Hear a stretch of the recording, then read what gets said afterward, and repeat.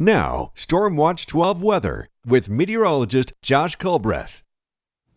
Well, it started out as a very gray and some might say spooky day to your Halloween, but ever since this morning, the clouds have really begun to break apart. We're actually seeing quite a bit of sunshine across southern Oregon and northern California. Look at that, the sun right in the lens of our camera. This is in Yreka from the Rain Rock Casino, seeing cool temperatures right now in the 60s and in the 50s. We were tracking those showers earlier in the day. Most of them have moved off into Douglas County, so we're dealing with dry conditions now. And we're going to deal with dry conditions as we go forward throughout the evening. So here's your trick-or-treating forecast for the Rogue Valley. Temperatures will drop down into the 50s. We'll have cloud coverage, so of course bring a light jacket, but we're not going to run into any showers at all. So that is the good news. So for tonight, drying out, we'll have rain start to encroach on the coast. I'll show you that on Stormcast here in just a second. We'll time that out. But for the most part, we're going to be dry tonight.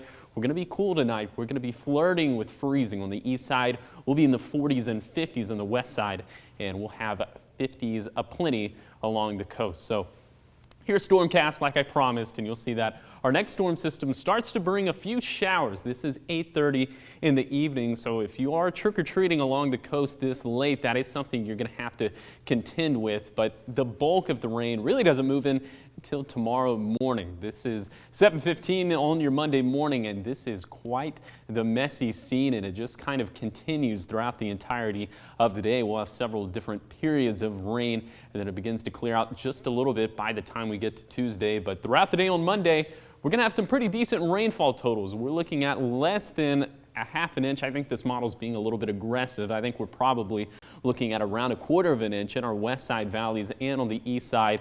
But along the coast, we could once again have rainfall totals topping out around the inch mark. So snow really isn't something we're going to have to contend with throughout the next couple of days. Those snow levels are going to stay relatively elevated, bouncing between 7,000 to 8,500 feet. So for tomorrow, yeah, it's going to be a washout, and I know that's not what you want to hear on your Monday, but definitely good news when it comes to the drought. It will be cool, rain everywhere, 50s on the east side, 60s and 50s on the west side with 50s along the coast. And tomorrow will be breezy. We'll have winds gusting anywhere between 30 to 40 miles per hour, mainly in Siskiyou County and the Cascades and along the coast. So, of course, we have all that rain moving in tomorrow, 100% chance of rain. Getting a little bit of a dry break on Tuesday and Wednesday, but then the next storm system rolls through on Thursday. Looks like we have another chance at some decent soaking rains once again. So here's your 7-day forecast. Very wet along the coast. Breezy conditions for Monday. Looks like those breezy conditions return just in time for the next storm system in the Wednesday to Thursday time frame,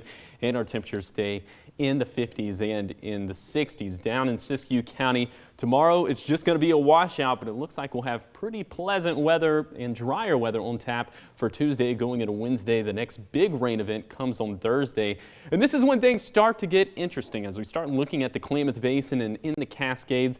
That storm system towards the end of next week, we could have some cold air filter in behind that, dropping down snow levels. So we could definitely see some snow mixing in on Friday and Saturday, and even some accumulating snow in the mountains. It's still a little bit too early to tell, but it's definitely something we're going to keep our eye on. And then in the Rogue Valley, those showers arrive late tonight. Should be nice weather for trick-or-treating. Drier on Tuesday and Wednesday, but the next big storm system rolls through on Thursday.